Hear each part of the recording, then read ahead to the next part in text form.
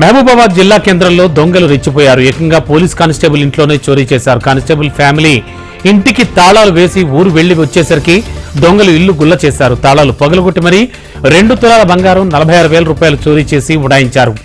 ఊరు వెళ్లి తిరిగి వచ్చి చూడగా బంగారు ఆభరణాలతో పాటు నగదు కూడా దోచుకెళ్లినట్లు గుర్తించారు. పోలీస్ స్టేషన్లో ఫిర్యాదు చేయడంతో పోలీసులు ఘటనా స్థలాన్ని క్షుణ్ణంగా పరిశీలించి క్లూస్ టీం రప్పించి ఆధారాలు సేకరించారు.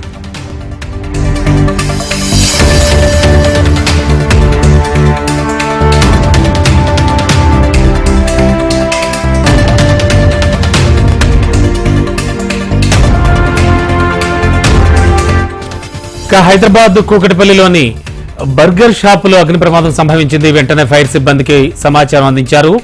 ఘటనా స్థలికి చేరుకున్న ఫైర్ సిబ్బంది అక్కడికి చేరుకుని మంటల్ని అదుపులోకి తీసుకొచ్చారు.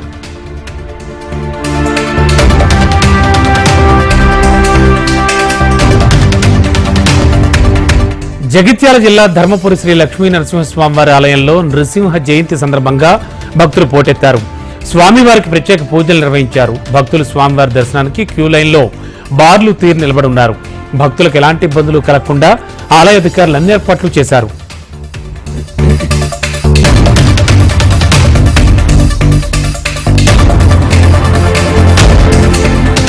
ములుగు జిల్లా మంగపేట మండలం మల్లూరులో మల్లూరు లక్ష్మీ నరసింహస్వామి వారి బ్రహ్మోత్సవాలు ప్రారంభమయ్యాయి.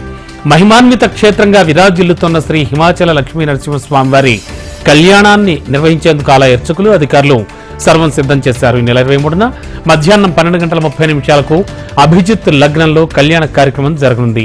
ఇక స్వామివారి కళ్యాణానికి భక్తులు భారీగా తరలి రానున్నారు.